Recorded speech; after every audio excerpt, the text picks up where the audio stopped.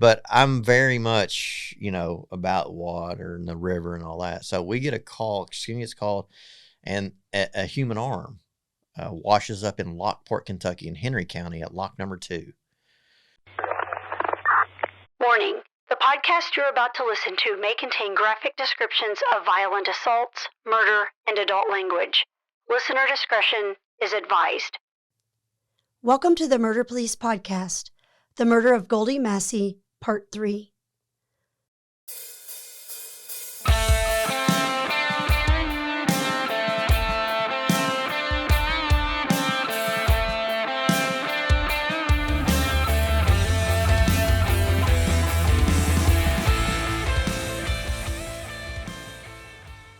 Why did you say that? I was like, Scoon, there's no carpet in that front room of that apartment. Oh.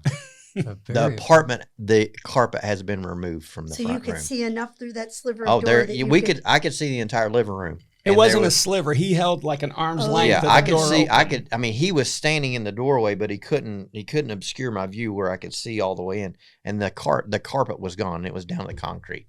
Which, for the listeners that didn't take civics or take it seriously, that's a legal observation because Absolutely. You're legally where you're supposed to be. I was not in his apartment. I was outside of his apartment looking and when into you're a it. place you're legally entitled to be, your field of vision, everything carries you. You should be a detective. That's a pretty good clue. Exactly.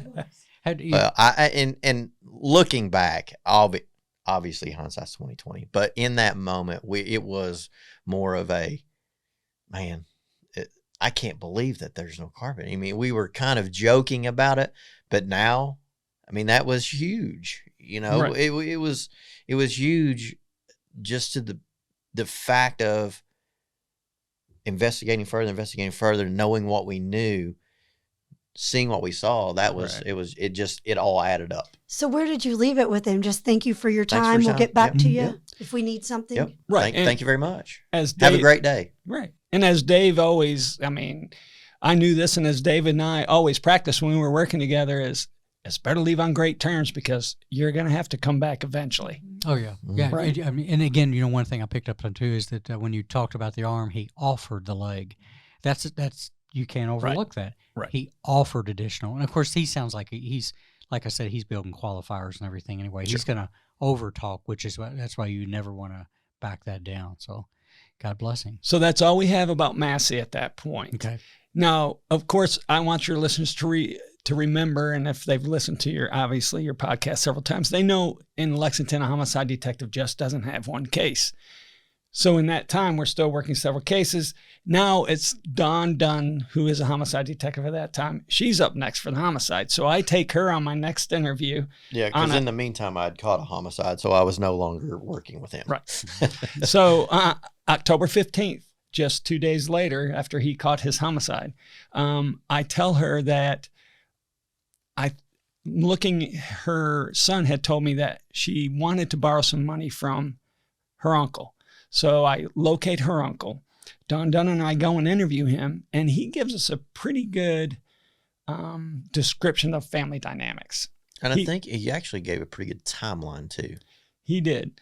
The night that she went missing, she had texted him to borrow some money because he knew she was in financial trouble. And he said, I have $50 or $100 for you. That's all I have right now. But if it'll help you, stop by on your way to Rose and Jim's and I'll lend it to you. And he said that she showed up. Paris was with her. And then that was the last time he had seen her. But he wanted to let us know that her son, Zach, has a bad drug habit and that they argue often. Terrible.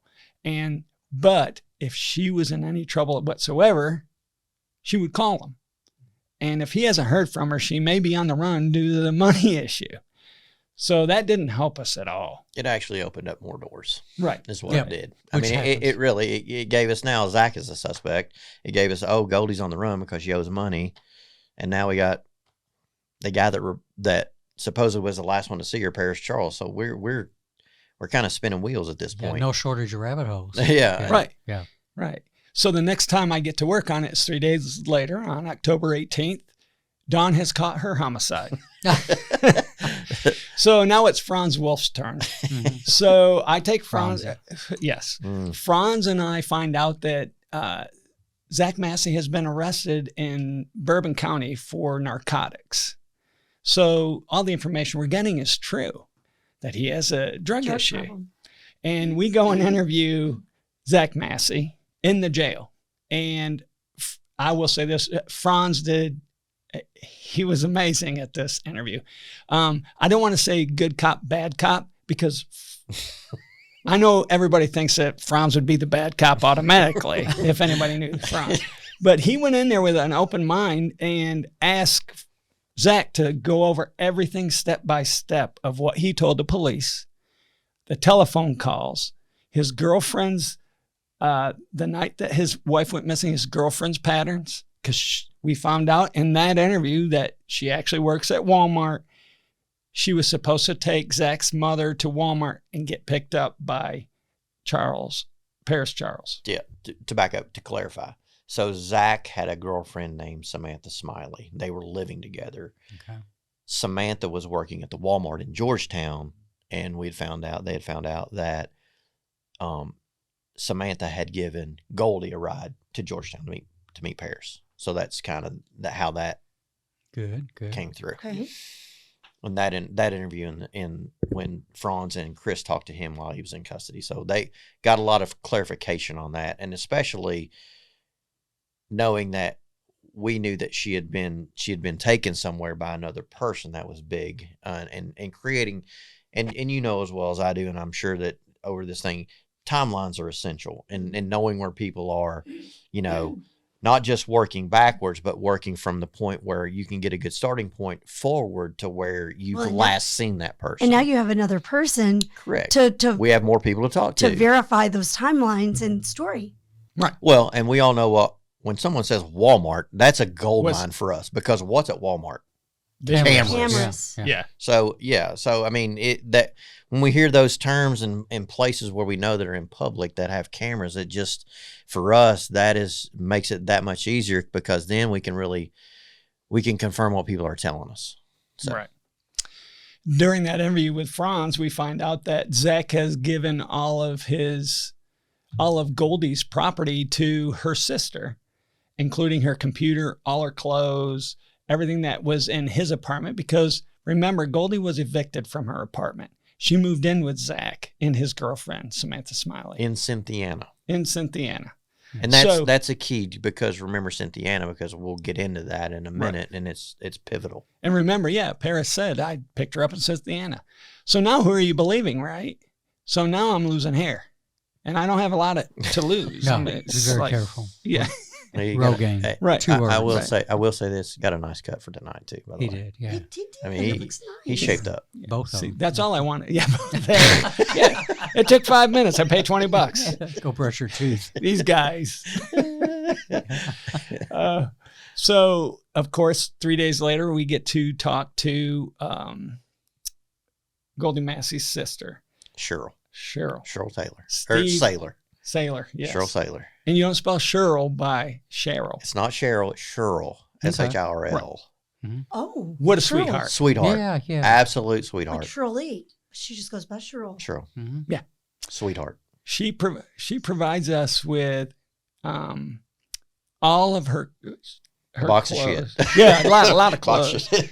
But here's one thing, right? So we're talking October, right? And there's few nights, if we all, even in Kentucky, a few nights are going down to 40 degrees. Sure, absolutely. And she provides us with a computer. Mm-hmm. So Steve and I go through the box of stuff and discover her winter clothes are in there.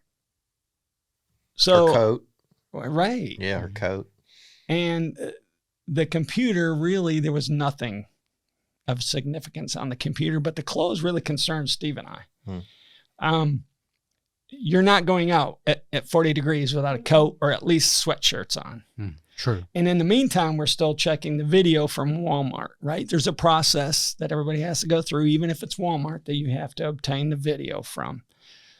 And once we do, we find that Samantha, when we interviewed her, said, yes, I drove her to She- Walmart because she wanted to meet Paris at Walmart. And then he was going to take her into Fayette County.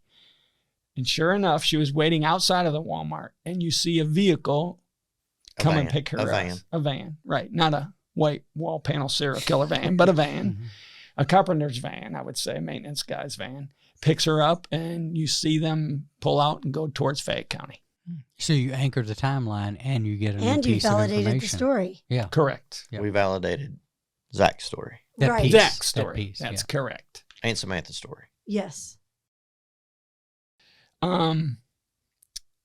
So after we interview Zach on the 20th, on the 21st, very next day, I would say this is between the timeline, between all the interviews that we've done, we have enough for a search warrant for Goldia Massey's phone and Paris's phone. We can do exigent circumstances legally on those two phones. We can't go with Zach's phone because we don't have enough to say he was the last person to see her, right? And you need that for a search warrant. So we did do a search warrant on those phone records. Where was And- Goldie's? You didn't see, you just did it on her record. You didn't physically ever find her phone, or did you find her phone? We No. don't know where Goldie is at this point. Right. Well, And the we phone don't- Goldie was in might, the box of Goldie stuff. might be a unicorn at this point No- for as no far as phone, Steve. No anything. phone in the box of winter but what clothes. what we did have, well, what was most important that really got us to that search warrant was Paris Charles and Goldia Massey in a van at Walmart in Georgetown at this time, and that was shortly before He supposedly took her to her to old range residence. court. Correct. So that was the basis of the exigency of getting that search warrant for cell records. So you felt like there was a clear contradiction with his statement that you Absolutely. felt great. Okay, Yeah, good. Right. Yeah. Yeah, I think we have enough at that point for a It would judge have to to, sign because off. you'd have to have a, Right. good. Right. And we don't know, is she still alive? Is he keeping her in his dungeon at his house because he wouldn't let us in, right? Mhm. And so it's what a common person would believe is Yeah. how you get those search warrants, right? So and that's what it showed. And also to go along with that with an exigent, we're not getting like historical data and things that we're not getting call history data. We're just asking phone. We're just, where's the phone at? That's all that we're just asking for, locations of that phone in a certain time frame. So Right. we're not saying, hey, who did she call? Who did he call? We're just asking, where was the phone between this time and that time? Yeah, it's like you can't ask for general dumps. Right, off of right. cell We're towers. not getting specific on the search warrant, but we're saying, hey, something's going on here. Can you tell us where these phones are? What did that show, those results of that search? Well, and what I want your listeners to realize is when you get that type of search warrant, it gives you a triangular Mhm. It doesn't pinpoint area. it to one It area. does So- not pinpoint it. Every cell phone tower has what's called an azimuth or a sector that it hits off of. Every tower has 3 sections to it, so it'll give a directionality of where the call's coming in from. So, like if you think of a piece of pie and it's cut into 3 sections, so if a phone call is made from this area, it will come in this way, or dialed out, it'll go that way, or if it's coming from the south, the west. So a cell phone tower is cut into 3 different sections or azimuths, and that's how those calls, you can sort of see directionality on it. It's not foolproof because sometimes they get bumped to other cell towers and things of that nature, but for the most part, in general, that's kind of how they work. Right. A good example of that is Railbird that happened just this past weekend. There are so many individuals hitting off of one tower. They cell phone probably companies got will routed bump to Cincinnati. to another. Oh, yeah, right. phone calls. And did. then so that would really have a damper on the investigation. It's determined upon how busy the tower Mm-hmm. is, how busy that sector is. It still may hit off the same tower, but a different section, or it may get bumped to a different tower. But that's explainable too. Sure. With cell phone experts, I mean, we just know the basics of it on how to sort of interpret cell phone records, but in general, you can track a person by their cell phone based upon those cell towers. Right. So relatively quickly, the results come back, and it shows that Goldia Massey's phone ceased working early morning of September 21st. More importantly, now we have all our listeners thinking that Paris Charles has done this, because more importantly, his phone was in the same exact location as her phone, but his phone remained working after the same hours on Interesting. September 21st. Right. But who do we still have in the picture? We have the people that she embezzled money. We have her son, who's a drug addict, who she actually got addicted to drugs. And we also had the fact that she could just turn her phone off and take off. Right. Because she doesn't. It's always there. Yeah, Right. I mean, She doesn't want to. She doesn't want those to deal with the charges. people she owes the money to. Right. Exactly. So everything's still on the table. And Sure. we get these cell phones, but is it another little tick mark? Maybe. We'll see. Yeah, You so know, you're starting to the look at- phones are together. You know, they're traveling the same path. We know they left together from the Walmart, right? We saw them. We saw him pick her up at Walmart. They left together. We're seeing that travel from Georgetown to Rose and Jim's, around New Circle, and then Goldie's phone goes off, but his stays on. Yeah, you're working towards circumstantial stuff really Sure. at a Right. good Sure, pace. but everything's still on the board. Oh, yeah. Right. And to make things worse, once Zach Massey gets arrested, Samantha Smiley gets moved out of government housing. So we just hear that late. So we also, during the investigations, you have to have more than just word of mouth. So if somebody moves out, what's the best determination of if they can tell there was issues?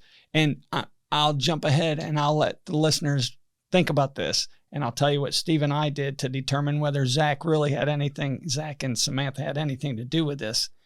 While he was in jail, we just followed up on certain things. And I'll let the listeners think about what they would do to find that answer. Oh, yeah, please. Yeah. So in the meantime, we have a huge thing happen on October 24th. I'll let Steve explain that. Because did you receive the call or did I? I think you did, but I mean, I remember it. And, So these are and normal calls for me. So Yeah. what you have to understand is I live on the river in Fayette County, right? So I'm like a river rat. In a van down by the river. Well, I have property on the river, but I'm not that guy. Okay. But I'm very much, about water and the river and all that. So we get a call, gets called, and a human arm washes up in Lockport, Kentucky, in Henry County at lock number 2. So How far that just roughly I think might that be? I think by river, and again, me maybe the river guy. Yeah. kinda This not- is I think exactly it's like what he told me the night I got that call. I think by the river. 119 miles. And what I did as I went, and I will tell you, I went back because USGS has a site where you can go back in years and see flood. You can see how the river runs, right? So you can Yeah. tell when it was flooded and when it was at flood stage and when it was. So it was. I did that, but yeah, that arm washed up 119 miles down by river, not as a crow flies, but by river, 119 miles from the bridge at Clay's Ferry. Wow. So like So- a fisherman so- finds it or something? Yes. Did it have Fish, to do any locks or dams or anything? it was found below the lock there in Okay. Lockport, Gotcha. at lock number 2. You so- can't leave it alone. It's still in your blood, isn't it? Oh, yeah. So I'm they kind of a so, river guy, so too. they found I an love it. arm, right? I mean, they don't know anything about missing persons in Lexington. I mean, No. it's just it's just an arm. Well, let's take it a step further. Since we're talking about river stuff and water and body parts, that's not uncommon. No. And, I grew up in Louisville on the Ohio River, and one of the most common things is finding a shoe on a beach with foot bones still in the toe region. Sure. Maybe somebody with the news will do a story on that one day and scare everybody, but Mhm. there are people falling off boats and jumping off bridges and drowning all the time that we never find. So, as talking about the Kentucky River, let's talk about before I retired, the cars that we pulled out Oh yeah. and found those human remains from probably back, I guess, in the 70s. And it was some bones in a woman's stocking Yep. slinging from the in river. a knit stocking. I remember Yeah, that. We were was down kinda- there. Yeah, because I remember Franz was joking about not having anything to do, and I said, if we pull something out of this river, it's yours. Yeah. By then I Yes. was joking too. Yeah. And I got a call. But so yeah, going back to it it is important to go by the river miles because that's the distance traveled if you find that out. And then again, human remains washing up or being found in bodies of water, not that unusual at all. If you'd stuck with fish and wildlife, you'd have dealt with that a whole There lot. you go. Yeah. But we so we got a left arm. It was severed. At the shoulder or elbow? No, from 'Cause I've just gotta know. about the bicep, middle of the bicep Okay. down. And can I correct something? I think what it was is an email went out, and you and I talked about the email. Should we make a call? Yes. Do you remember that? Mhm.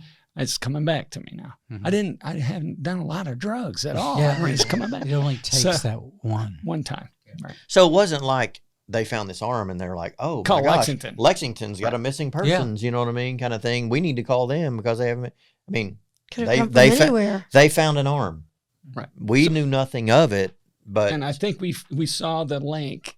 You know how the link goes out to anybody with a missing person through NCIC. Yeah, And let's talk about that for a minute. NCIC, National Crime Information Center, is when you find a person or parts of a person. How do we do that? Because this is where that magic happens. Yeah, it gets entered into NCIC, and Mhm. people that have missing persons that may be correlated to that, Amen. then it will come to that agency, and That's- luckily it did for us when we got a teletype that we responded to. Yeah, that Henry County down there, I mean, found a human arm. Again, for people who have loved ones that are still missing, that take a little comfort in the idea that when you take and you get assigned a missing person report, you will get all of those NCIC transactions, and you'll follow up on them. You'll look and see what the likelihood is. But it was kind of a regular thing, maybe a couple of times a week sometimes, or a couple of times a month, to get an NCIC transaction where they said, we have your missing person. We have this body part that we believe could possibly. Yep. And it's a way out there, but it's done they're going to err on the side of caution on going way out there than missing it. I like letting people know that those things exist. Right. And can I add to this, David? Yeah. The important thing is there's also CODIS. So Yes. if you have a loved one missing, go ahead and let those detectives that are investigating your loved one death or missing person, let them swab you. Agree for with the sure. swab. Let them put your swab into CODIS so they can match those body parts that are located at certain locations. It would shorten the process tremendously, and also assist you in knowing whether or not that's your family member that was located, because we all watch the news. We all hear Right. body found at Lake Cumberland, body found in the woods in Laurel County. It will just give you a piece of, I can't say a peace of mind, but at least hope or no hope that they've located Well, your and loved I one. think what it does, it gives you a hand up. It gives you a little bit of a hand up. Which you know? is the whole game is hands Right, up. exactly. The whole game. Yeah. You want to be in yeah. front of Yeah. it. I think Yeah. that's the most important part. And not to, we're not going to rabbit hole this, but we've done 2 episodes on forensic genealogy where there's the next force multiplier. And I'm just going to tell people, go back and listen to the interview with DNA Dope Project with Karen Binder, and then Sergeant Catalino from California when they identified somebody. I'm not going to go through the rabbit hole right now, but it's fascinating stuff that's in the works right now. Coming back to the point, swab. If somebody asks you for an exemplar or for a sample, give it. I've had loved ones not agree to let Really? me swab them in case their loved one was found. Yeah. I absolutely have. They were probably serial killers 20 years ago. and I'll be honest with you, not to plug Dr. Craig, but the what she started with NamUs down in North Texas, NamUs. it's huge. And she really got a good thing started down there. Not only missing people, but body parts, as Yes. part of that. So she really got a good thing started down there. 100%. Yeah. Well, when you all read that there was an arm, did you suspicion No. that it could be We Goldia? knew- No, not at all. Or you're just I mean, that's thinking not- because But it's you so know frequent what? that you get this type I mean, thing. this we isn't love any. this job. It's not that we live at the office, and it came in the evenings like before we went home. It's something you should do. If you really love this, be diligent. Just be diligent, right? And so you should follow up. And then you can go home and sleep easy that you didn't miss something. Right. But this isn't something that didn't happen all the time. You know what I mean? We would get NCIC hits on missing people all the time. So did we think anything of it? Not really. Because We because did. they're so Not- frequent. Yeah, not really, but we had it. So what but happens? but there is that, like I talked about, there's another tick. You know what I mean? We're starting to add a few things up here. And those ticks are going to be numbers, and 2 and 2 is going to equal 4 at some point. You know what I mean? So Right. we're just trying to get those foundation blocks built for us. So the arm goes to the Louisville State Medical Examiner's office, and I make a call the next day, the following day. Hey, can you get prints off of that, off of the arm? Because obviously the hand was still attached to the arm. Mm-hmm. Very depressing news. They kept telling me they were unsuccessful. It was in too bad of condition to be able to print and all that. Did And- they try hydrating and Well, no. loading it up? They did not. We'll get there. Yeah. So Chris was just kind of told, That's in too bad a shape. Can't do anything with it. It's just not. You know what I mean? So we started researching it because Steve said, "No, I think there's new." And back in it's the day, kind of my there's new wheelhouse, stuff, right? I mean, Yeah. this There's stuff. the And corner I'd thing. seen this. I'd seen Yeah. them rehydrate fingers before. You know, injecting them with water. But Saline. but what you have to understand is this arm had been in water the whole time. Right. So it was. If you've ever seen like when you get dishpan hands when Sloughing. Kind of. yeah. So Mhm. you know they said we just it's not good enough. So we were like, okay, we'll take you at your word. Yeah. Well, But something interesting that we did find out about where it was severed was. Hey, you know there's more to the story, so go download the next episode like the true crime fan that you are. The Murder Police podcast is hosted by Wendy and David Lyons and was created to honor the lives of crime victims, so their names are never forgotten. It is produced, recorded, and edited by David Lyons. The Murder Police podcast can be found on your favorite Apple or Android podcast platform, as well as at murderpolicepodcast.com, where you will find show notes, transcripts, information about our presenters, and a link to the official Murder Police podcast merch store, where you can purchase a huge variety of Murder Police podcast swag. We are also on Facebook, Instagram, and YouTube, which is closed caption for those that are hearing impaired. Just search for the Murder Police podcast and you will find us. If you have enjoyed this podcast, please subscribe for more and give us 5 stars and a written review on Apple Podcasts or wherever you download your podcasts. Make sure you set your player to automatically download new episodes so you get the new ones as soon as they drop. And please tell your friends. Lock it down, Judy.